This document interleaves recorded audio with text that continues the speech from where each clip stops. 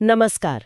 आज हम कुछ अहम दस्तावेजों के जरिए पश्चिम बंगाल के इतिहास और उसकी विरासत की गहराइयों में उतर रहे हैं। जी। हजारों साल पुरानी कहानी है ये, प्राचीन साम्राज्यों से लेकर आज के आधुनिक बंगाल तक का सफर। बिल्कुल। कोशिश यही है कि उन खास मोड़ों को, उन बदलावों को समझें जिनसे ये क्षेत्र आज ऐसा बना है जैसा हम देखते हैं। और शुरू करते हैं एक मजेदार बात से। मुझे इन स्रोतों में मिला कि इस इलाके का पुराना नाम वंग था। महाभारत में भी जिक्र है इसका। हाँ बिल्कुल। और ये बात समझना जरूरी है कि बंगाल का इतिहास कितना पुराना और विविध है। वो जो प्राचीन वंग था, वहां से फिर मौर्य आए, गुप्त आए और फिर पाल राजवंश। पाल राजाओं का दौर तो सुना है काफी अहम था। बहुत अहम, खासकर बौद्ध धर्म और शिक्षा के लिए। दस्तावेज बताते हैं कि उन्होंने इसे बहुत बढ़ाया। नालंदा, विक्रमशिला जैसे नाम इसी दौर से जुड़े हैं। अच्छा, तो ये एक तरह का स्वर्ण युग था सांस्कृतिक रूप से, कह सकते हैं। राजनीतिक और सांस्कृतिक दोनों तरह से। फिर मध्यकाल में दिल्ली सल्तनत का असर आया होगा। हाँ बिल्कुल। पहले दिल्ली सल्तनत, फिर कुछ वक्त के लिए बंगाल की अपनी सल्तनत भी रही। अच्छा। स्वतंत्र। हाँ। थोड़े समय के लिए। फिर ये मुगल साम्राज्य का एक अहम सूबा बन गया और मुर्शिदाबाद जैसे शहर वो बड़े केंद्र बने, व्यापार के, प्रशासन के। जी हाँ। लेकिन फिर सत्ता का समीकरण बदलने लगा। यूरोप से लोग आने लगे, यानी ब्रिटिश ईस्ट इंडिया कंपनी। वहीं से। स्रोतों में 1757 की प्लासी की लड़ाई का जिक्र बार बार है। इसे एक बड़ा मोड़ बताया गया है। ये सिर्फ एक लड़ाई नहीं थी, ये दरअसल भारत में ब्रिटिश राज की शुरुआत थी, उसकी नींव थी। और बंगाल पहला बड़ा इलाका था जो उनके कब्जे में गया। हाँ, पहला बड़ा क्षेत्र।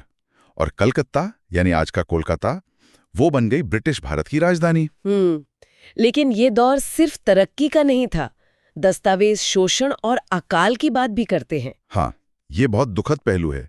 जबरदस्त शोषण हुआ, कई बार अकाल पड़े। यहाँ के जो उद्योग थे वो खत्म होने लगे। पर यहीं एक अजीब सी बात दिखती है।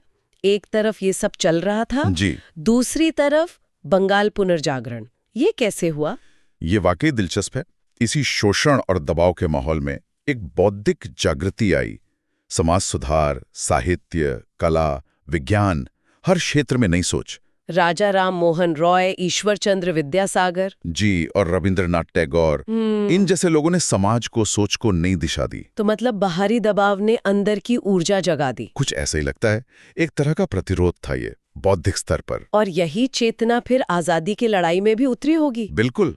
सुभाष चंद्र बोस, खुदीराम बोस, ये नाम तो बंगाल से ही हैं। बिल्कुल। बंगाल क्रांतिकारियों का, राष्ट्रवादियों का एक बड़ा केंद्र बन गया। उस पुनर्जागरण की ऊर्जा यहाँ साफ दिखती है। लेकिन फिर आजादी मिली, पर एक कीमत पर। विभाजन। हाँ, 1947 का बंटवारा। बंगाल बट गया, पश्चिम बंगाल भारत में और पूर्वी हिस्सा पूर्वी पाकिस्तान, जो बाद में बांग्लादेश बना। इस बंटवारे का असर शरणार्थी समस्या का जिक्र है स्रोतों में। बहुत भारी असर पड़ा। पूर्वी पाकिस्तान से बहुत बड़ी संख्या में लोग पश्चिम बंगाल आए। समाज पर, अर्थव्यवस्था पर जबरदस्त दबाव पड़ा। चुनौतियां बहुत थीं। और राजनीतिक रूप से आजादी के बाद लंबे समय तक वाम मोर्चा का शासन रहा यहाँ। हाँ, कई दशकों तक लेफ्ट फ्रंट की सरकार रही। ये भी भारतीय राजनीति का एक अहम अध्याय है। फिर 2011 में बदलाव आया, तृणमूल कांग्रेस सत्ता में आई। तो मतलब इतने उतार चढ़ाव, राजवंश, सल्तनत, कंपनी राज, फिर पुनर्जागरण, आजादी, विभाजन, लेफ्ट, फिर तृणमूल। हाँ, बहुत कुछ देखा इस जमीन में।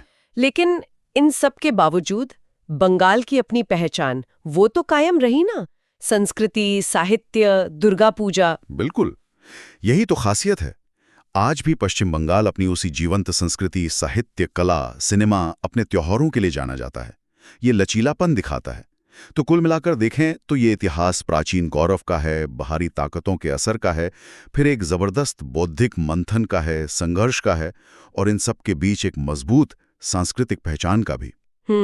ये दिखाता है कि कैसे एक क्षेत्र इतने सारे प्रभावों को सहता भी है, उनसे सीखता भी है और अपनी पहचान भी बनाए रखता है। और इस पूरी बातचीत से एक विचार आ रहा है मन में। हमने देखा कि कैसे बंगाल के इतिहास में बाहर से कुछ होता है तो अंदर से एक प्रतिक्रिया होती है, कोई प्रतिरोध या नया जागरण। हाँ, ये पैटर्न तो दिखता है। तो इस पैटर्न को देखते हुए आज के समय में वो कौन सी चीजें हो सकती हैं, बाहरी या अंदरूनी, जो शायद बंगाल में अगले किसी बड़े बदलाव या नए तरह के जागरण का कारण बने। इस पर सोचने से शायद हमें इसकी यात्रा और गहरी समझ में आए।